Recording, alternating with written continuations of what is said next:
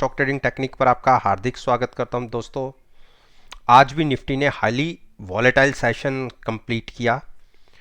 100 points ऊपर open होने के बाद 70 to 80 पॉइंट ऊपर ओपन होने के बाद हम 110 पॉइंट्स तक ऊपर गए और उसके बाद एक तरीके से ज़बरदस्त सेलिंग और 90 पॉइंट्स तक हमने माइनस में ट्रेड करना शुरू किया और जाते जाते शार्प रिकवरी और फ्लैट क्लोजिंग। और अगर मेरी पिछली वीडियोस, कल तो मैं वीडियो अपलोड नहीं कर पाया, इसके लिए मैं माफ़ी चाहूँगा, लेकिन अगर उससे पीछे की मेरी वीडियो तकरीबन आप ये मान लीजिए 7-8 दिन की वीडियोस को आप एनालाइज करेंगे और मैंने आपसे क्या कहा था कि जब भी मेरी इस ट्रेंड लाइन के आसपास निफ्टी आए तो आप कॉल बाय करके फ्यूचर सेल कर सकते हैं।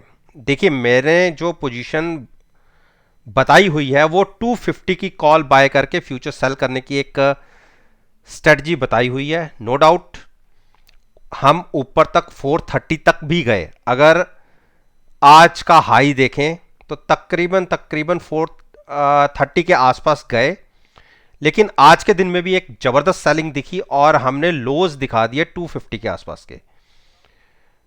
अगर हम आज तक की लोज तक की बात करें तो उस टाइम तक भी हमें अच्छा प्रॉफिट आ रहा था, लेकिन जाते जाते एक रिकवरी हुई तो हम फिर स्लाइटली से नेगेटिव में आ गए। देखिए, मैं अभी भी अपनी स्ट्रेटजी पे कायम हूं। मेरे को लगता है क्योंकि 2 बार हमने ऊपर जाने की कोशिश की, रिजेक्शन मिली और हम नीचे आ गए। कल है 17 फेब और कल के दिन में जो ऊपर एक रेजिस्टेंस दिखती है वो 15365। मैं इसको थोड़ा सा और एक्सटेंड कर देता हूं। तो अगर इसके हिसाब से आप चलेंगे तो 15365 17 के हिसाब से अगर देखा जाए एक प्राइस बनता है तो हम ये मान सकते हैं कि यहां पे आके एक बार फिर से निफ्टी को रेजिस्टेंस फेस हो सकती है। लेकिन अगर 15365 के ऊपर हमें क्लोजिंग मिल गई तो आप ये मान के चलिए तो एक बाउंस 15,500 तक का दिख सकता है, लेकिन पॉसिबिलिटी काफी कम लग रही है। रीजन 70 के आसपास की आरएसआई है, तो इसी को देखते हुए मैं एक शॉर्ट पोजीशन लेना चाह रहा हूं और वो भी हैजिंग के साथ, और जो मैंने बताया भी हुआ है। देखिए, हमारी 9 दिन की मूवी एवरेज धीरे धीरे करके ऊपर आ गई है और मुझे लगता है कि एक बार तो हम इस प्राइस को टच कर ही देंगे और ये 15,080 का प्राइस बनता है। क्लोजिंग जब मैं ये वीडियो रिकॉर्ड कर रहा हूं 15,285 के आसपास निफ्टी ट्रेड कर रहा है और यहां से मैं 200 पॉइंट्स का एक डिप की उम्मीद करके चल रहा हूं कि ये हमें मिलना चाहिए। बाकी लेट्स होप कि देखते हैं कैसी हमें ट्रेड देखने को मिलता है। लेकिन देखिए, यहां से हमने एक बाइंग देखी तो सही, लेकिन अब देखिए स्टैंड लाइन के साथ साथ ही ट्रेडिंग हमें मिल रही है। तो कॉल बाय करके फ्यूचर सेल करने की स्ट्रेटजी में आज भी कायम हूं। तो इसीलिए मैंने 200 पॉइंट्स की एक डिप के लिए ये ट्रेड रिकमेंड किया हुआ है और जिनकी पुरानी पोजीशन है वो अभी होल्ड करें। जिसने कोई नई पोजीशन लेना भी चाहता है तो उसके लिए प्राइस बनेगा 15,350 के आसपास। आप at the money call buy करके फ्यूचर सेल करने की एक स्ट्रेटजी ले सकते हैं अगर हम ऊपर की तरफ गए तो। अदरवाइज मुझे लग रहा है हम पहले एक बार 50,080 के आसपास आएंगे और हो सकता है हम यहां पे सपोर्ट ले लें। अब बात करते हैं बैंक निफ्टी। देखिए, बैंक निफ्टी में मैंने शॉर्ट साइड पे पोजीशन बनाई हुई है और जो जिनको बताया हुआ है उन्होंने भी 3600 की कॉल बाय करके फ्यूचर सेल करने की एक स्ट्रेटजी क्रिएट की हुई है। नो डाउट आज की अगर क्लोजिंग तक देखें तो हमें थोड़ा सा लॉस आ रहा है, लेकिन कॉल में अच्छे पैसे भी मिल रहे हैं। तो कॉल तो हम ऊपर भी शिफ्ट कर सकते हैं क्योंकि हम सेलर्स हैं। हर बार आपको प्रीमियम एक्स्ट्रा ही मार्केट से मिलेगा। हाँ, M2M देना जरूर पड़ता है, लेकिन अगर ऑप्शन बाय करके चलेंगे प्रीमियम डिके होता है, अगर इन द मनी नहीं हुई तो आपका सारा प्रीमियम मार्केट में घुल जाता है। ये ऑप्शन सेलर्स और ऑप्शन बायर्स के बीच में फर्क है। तो इसीलिए हम इसको कॉल को बाय करके चल रहे थे और 3600 की जो हमने कॉल बाय की हुई थी उसमें हमें आज की क्लोजिंग तक बहुत अच्छा प्रॉफिट आ रहा है, लेकिन साथ साथ में फ्यूचर्स में पैसे लग भी रहे हैं और अल्टीमेटली अगर देखा जाए तो हमें थोड़ा सा लॉस ही हो रहा है। लेकिन आप देखिए शॉर्ट पोजीशन को हम कहां से कैरी करते आ रहे हैं, 33,900 से हमने 37,300 तक की एक जर्नी यानी 3300 पॉइंट्स की एक अपसाइड की मूव देख लिया हमारे ट्रेड के अगेंस्ट। लेकिन जो हमें नुकसान आ रहा है वो हार्डली तकरीबन 450 पॉइंट्स के आसपास का आ रहा है। तो हैजिंग के साथ, इसीलिए मैं कहता हूं किसी भी साइड का ट्रेड लेना हो तो हैजिंग के साथ ही लीजिए। अब हम कल कोशिश करेंगे कि एक बार अगर हम 3700 की कॉल पे शिफ्ट होके कि इस कॉल का प्रॉफिट हम लॉक कर लें और यहां पे कॉल बाय करके अपनी शॉर्ट की पोजीशन को कैरी करें कि अगर नीचे बड़ा फॉल आया तो हमें बहुत अच्छे प्रॉफिट जनरेट होंगे। तो ये ट्रेड पे हम कंटिन्यू रहेंगे। बाकी जो नई ट्रेड लेना चाहते हैं उनको मैं रिकमेंड करूंगा, देखिए 76 78 की आरएसआई है जो ओवर बॉट जोन के अंदर है। तो एक बार अगर वो लॉन्ग में ही रहना चाहते हैं तो उनको होगा रिकमेंड होगा कि वो एक बार 36,000 तक का वेट कर लें जो लॉन्ग में जाना चाहते हैं। बाकी हाईली ओवरबॉट होने की वजह से यहां पर कोई नई पोजीशन लेना भी चाहता है, एट द मनी कॉल लेके फ्यूचर सेल करने की एक स्ट्रेटजी ले सकता है कि अगर गिरावट आए तो अनलिमिटेड प्रॉफिट भी आए। अब बात करते हैं रिलायंस। रिलायंस ने देखिए जब ब्रेकआउट दिया यहां से 1980 के ऊपर जब ब्रेकआउट दिया तो आप देखिए जर्नी कहां तक की हुई, तकरीबन हम ये कह सकते हैं 2070 के आसपास। वहां से एक थोड़ा सा कंसोलिडेशन का फेस और हम 2067 के आसपास क्लोज हुए हैं। देखिए पॉजिटिव मोमेंटम के अंदर ये स्टॉक है तो लॉन्ग में ही रहिए, लेकिन लॉन्ग में रहना है तो साथ में हैजिंग बहुत जरूरी है।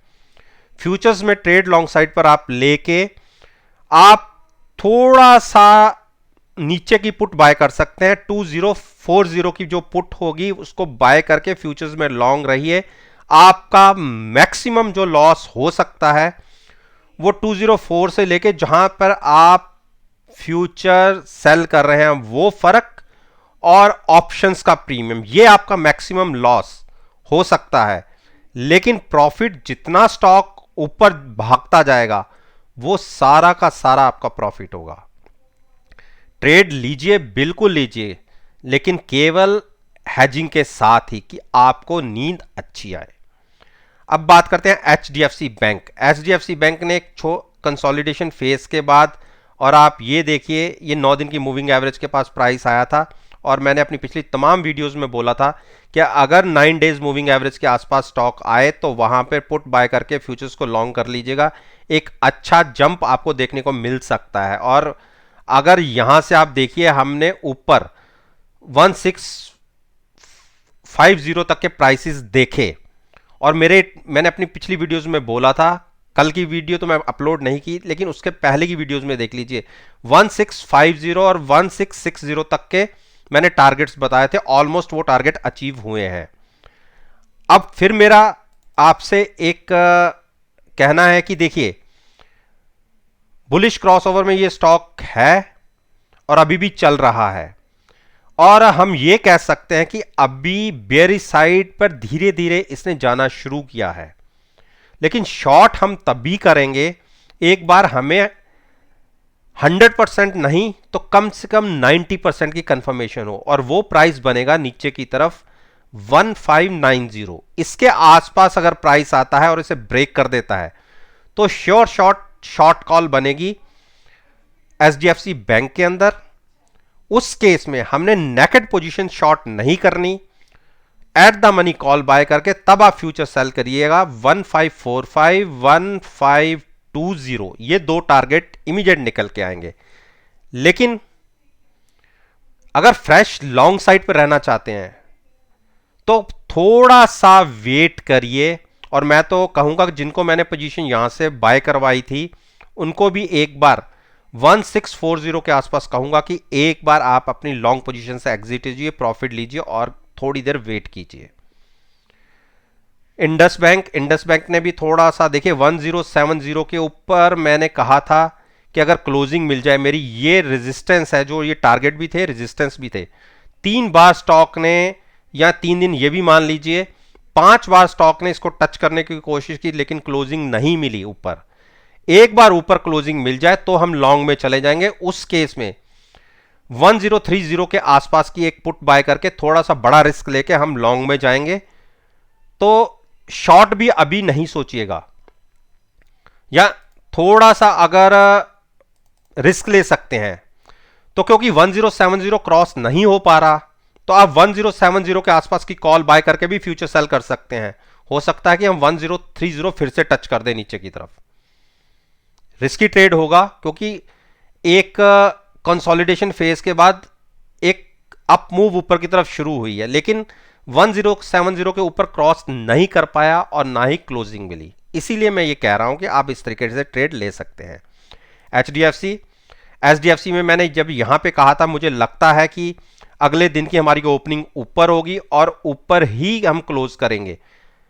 ये इस वाले ट्रेड के लिए तो मैंने वीडियो नहीं डाली थी, लेकिन जिस दिन ये हमें क्लोजिंग मिली थी, अगर मैं आपको फ्राइडे की जो मैंने वीडियो पोस्ट की थी मंडे के सेशन के लिए, उसमें मैंने क्लियर कट बोला था कि हम जहां क्लोज हुए हैं उसके ऊपर खुलेंगे और ऊपर तक की हम जर्नी शुरू कर सकते हैं, क्योंकि क्लोजिंग इसके ऊपर आई थी।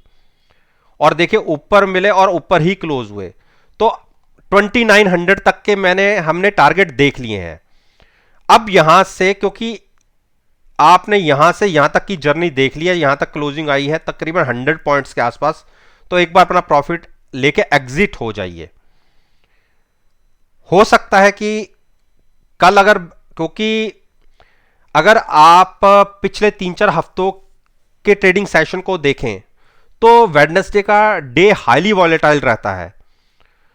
हो सकता है कि कल वेडनेसडे में एक बड़ी गिरावट हम देख लें, और अगर बड़ी गिरावट आएगी इंडेक्स के अंदर तो जो बड़े वेटेज रखने वाले शेयर्स हैं जैसे एचडीएफसी बैंक हो गया, एचडीएफसी होगा, तो इसके अंदर भी सेलिंग देखी जाएगी। तो इसलिए मैं कह रहा हूं एक बार प्रॉफिट लेके एग्जिट हो जाइए। शॉर्ट अभी नहीं बनती, शॉर्ट बनेगी 2775 के नीचे, तब तक वेट कीजिए। कोटक महिंद्रा बैंक ने, देखिए मैंने यहां से कहा था कि ये नीचे की तरफ 1940 नहीं ब्रेक कर रहा, और यहां पे इसने 4 बार छुआ, इसको सपोर्ट लिया, और यहीं से देखिए एक के बाद एक 3 नई बड़ी कैंडल्स, और जो हाई लगा 2050 का। तो देखिए मोमेंटम स्टॉक ने अब पकड़ा है बुलिश साइड पर, और आरएसआई के अंदर भी अभी गुंजाइश थोड़ी बचती है, क्योंकि 66 के आसपास की आरएसआई है। और देखिए जब यहां से ऊपर जाने के बाद यहां से गिरावट आई थी तो यहां तक गिरे हम, तो आप ये मान के चलिए कि इसके अंदर आरएसआई के अंदर अभी 15 से 20 पॉइंट और बढ़ने की आशंका है। तो इसीलिए हम ये कह सकते हैं कि अभी शॉर्ट मत कीजिएगा। हाँ, लॉन्ग अवॉइड करना चाहते तो बिल्कुल कर सकते हैं, क्योंकि हाई पर यह स्टॉक खड़ा है, वेट कर सकते हैं गिरावट का। अगर निफ्टी में गिरावट आई तो यह भी स्टॉक अछूता नहीं रहेगा। तो वेट एंड वॉच की स्ट्रेटजी रखिए, क्योंकि बहुत हाइज पे स्टॉक चल रहा है, तो मैं इतने हाइज के ऊपर इसे बाई करने की सलाह नहीं दूंगा, लेकिन शॉर्ट करने की भी अभी सलाह नहीं होगी।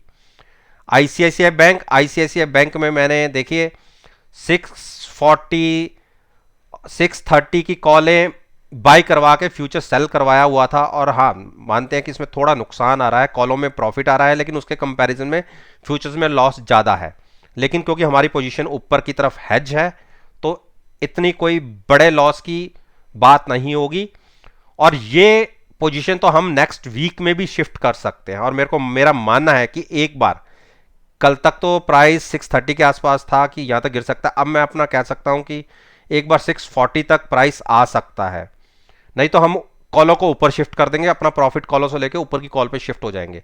तो अभी हम शॉर्ट पोजीशन पे बने हुए हैं जैसा हमने कहा, लेकिन जो नई पोजीशन बनाना चाहते हैं वो थोड़ा सा वेट कर लें, क्योंकि स्टॉक काफ़ी हाइज पर ट्रेड कर रहा है और ना है क्योंकि अप ट्रेंड के अंदर है, तो मैं इतने अप ट्रेंड वाले स्टॉक को मैं शॉर्ट करने की सलाह नहीं दूंगा और इतनी हाइज पर मैं बाइंग करने की भी सलाह नहीं दूंगा।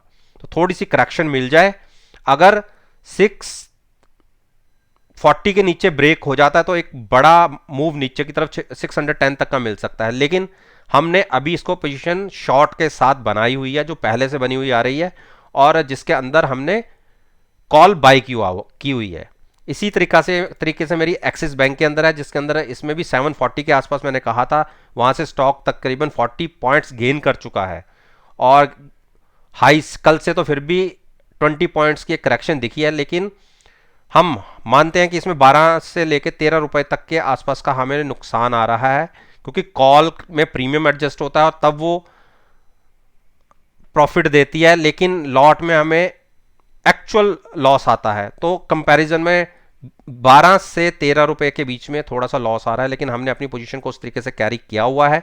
लगता है कि एक करेक्शन मिलेगी, रीजन ओवरबॉट होने की वजह से। एसबीआई देखिए कंसोलिडेशन करने के बाद थोड़ा सा ऊपर गया और आज फिर थोड़ा नीचे आ गया। मेरा एक मानना है कि कभी भी कोई स्टॉक गैप अप ओपन होता है और उस गैप को फिल करने के लिए उसमें करेक्शन 99% देखी गई है।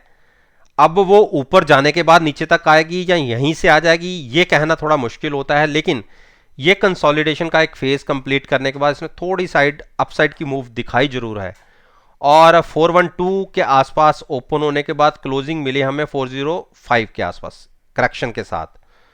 तो 400 की कॉलें बाय करा के मैंने फ्यूचर सेल कराया हुआ था।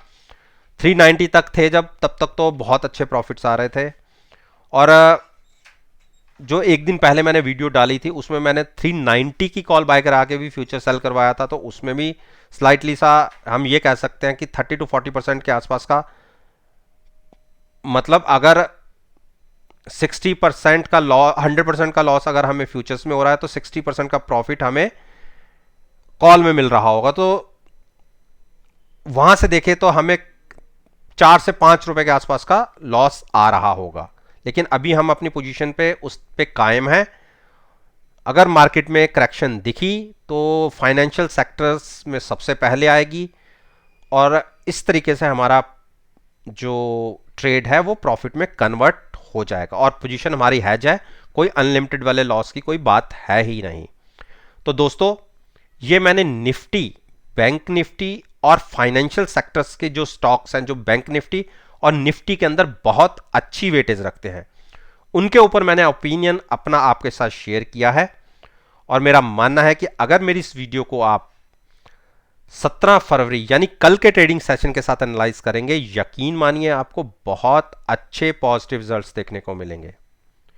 वीडियो अच्छी लगी हो तो लाइक जरूर कीजिएगा, शेयर कीजिए वीडियो को और मेरे YouTube चैनल को सब्सक्राइब करके मेरे साथ जुड़िए और साथ में बेल आइकन का बटन प्रेस करना मत भूलिएगा। इस बात के साथ मैं आपसे विदा लेता हूं। Take care.